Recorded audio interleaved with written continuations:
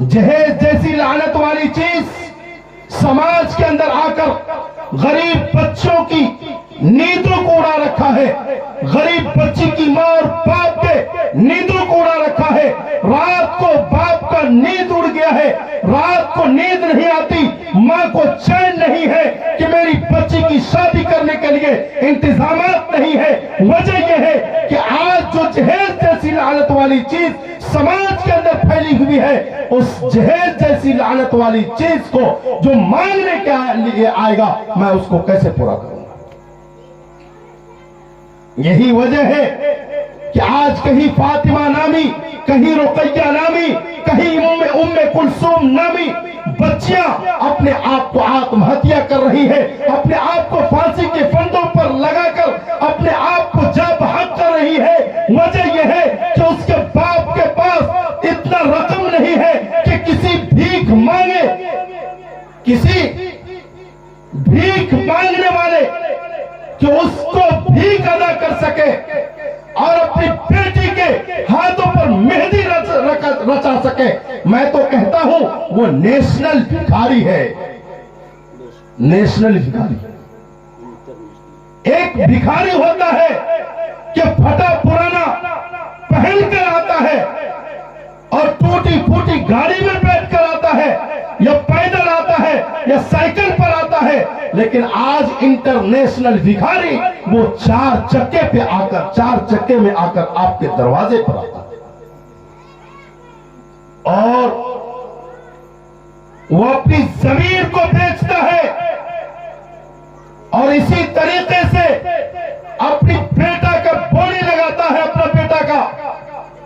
जिस तरीके से मंडियों के अंदर, बाजार के अंदर एक सामान की कीमत लगती है, एक सामान की कीमत लगती है, एक बैल और एक भैंस का जो कीमत लगता है, उसी तरीके से अपने बेटे का कीमत लगाता है।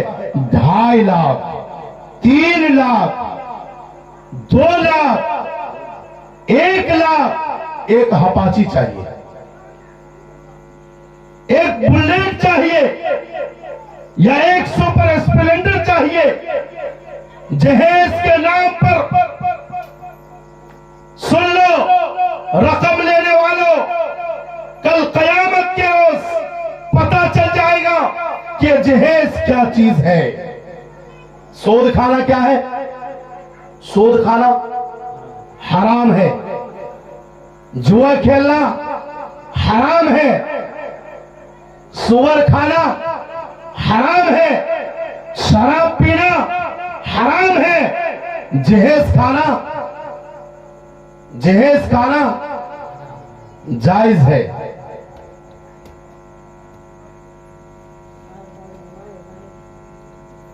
सूद का लेना और देना दोनों हराम है, और यहां ले रहा है नाजायज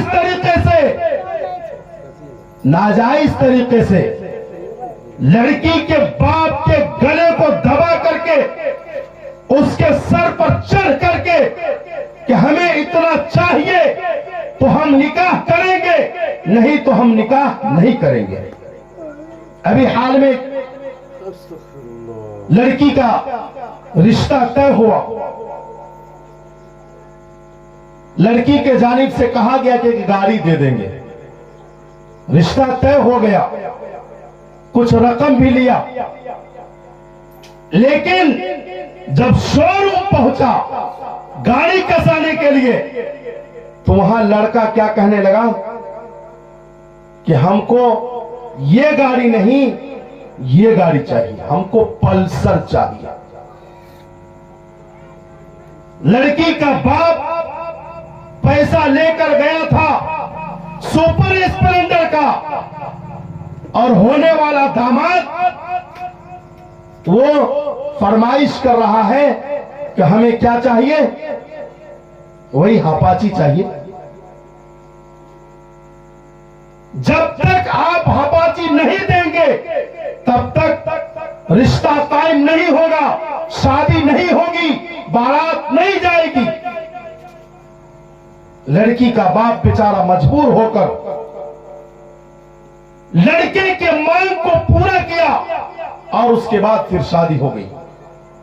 समाज के अंदर ये बुराइयां आम हो चुका है, ये फैलती जा रही है। जितना ही रोकने की कोशिश की जाती है उतना ही ये बुराई आम होता जा रहा है। और बाज लोग कह देते हैं कि कयामत के सुबह तक ये जहेज खत्म नहीं होगा। अरे खत्म कैसे नहीं होगा? खत्म होगा। खत्म कब होगा? जब हम खुद अपनी जिम्मेदारी ये ले लेंगे कि हम इस जहेज को खत्म करेंगे इस तरीके से कि हम बेटे का शादी करेंगे। हम जहेज नहीं देंगे, हम बेटे की शादी करेंगे, हम जहेज नहीं देंगे। बेटे का जो विरासत में हिस्सा है वो हम देने के लिए तैयार हैं। सीधे हाथ से लेने के लिए तैयार नहीं है और बाप भी सीधे हाथ से देने के लिए तैयार नहीं है। नाजायज तरीके से लड़का का बाप भी लेता है और नाजायज तरीके से लड़की का बाप भी देता है और कमर में लेकर के घूमता है, खोजता है कि हम इतना रकम देंगे, कहीं लड़का मिले तो बताइएगा। और भिखमंगा को पता चल जाता है कि इतना देने के लिए तैयार है और वो 4 चक्के की गाड़ी कर करके फौरन पहुंचता है और तय कर देता है कि हम इतनी रकम लेंगे। याद रखना, जहेज के नाम पर रकम लेने वालों, तुम सूअर से भी, जिसको तुम हराम समझ रहे हो, उससे भी बदतर ग़िज़ा तुम अपने शिकम के अंदर डाल रहे हो।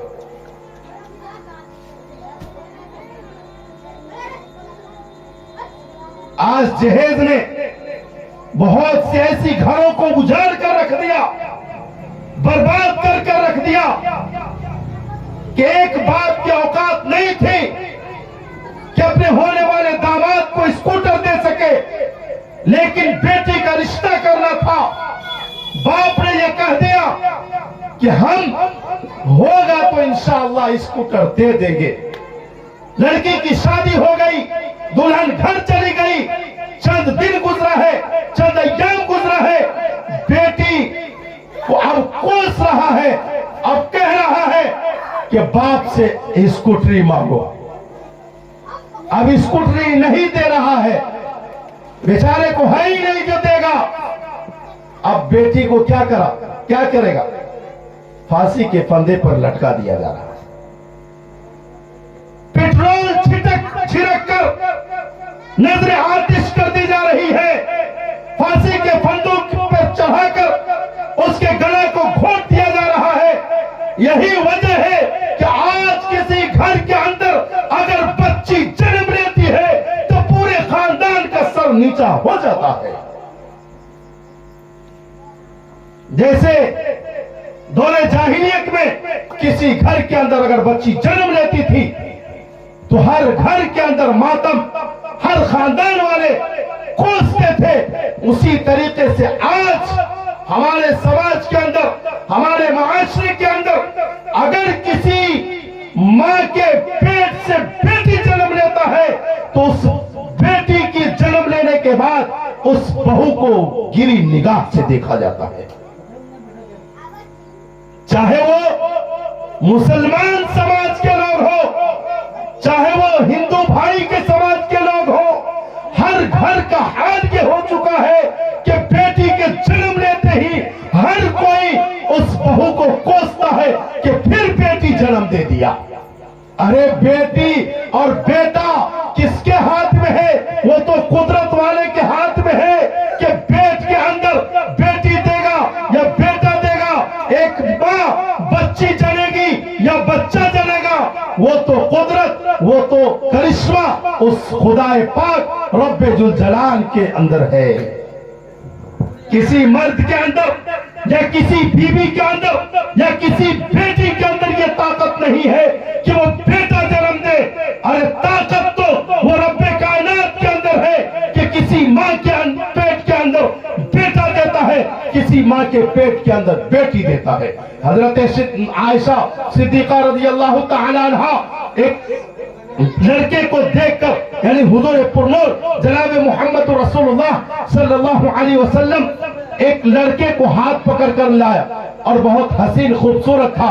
हजरत आयशा सिद्दीका रज़ी अल्लाह तआला अन्हा हसरत की निगाह से देखती है और कहती है कि काश के मेरे भी गोद में एक बच्चा होता, एक बेटा होता, तो मैं भी उसे चूमती और चाटती और खिलाती।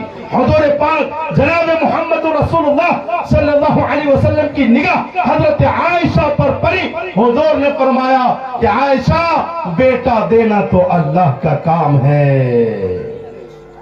बेटा देना अल्लाह चाहे तो किसी को बेटा देता है, किसी को बेटी देता है, किसी को बेटा और बेटी दोनों देता है, और किसी को चाहे तो बोझ बना देता है, कुछ नहीं देता, यूं ही जिंदगी कट जाती है। ये कुदरत, ये ताकत किसके अंदर है?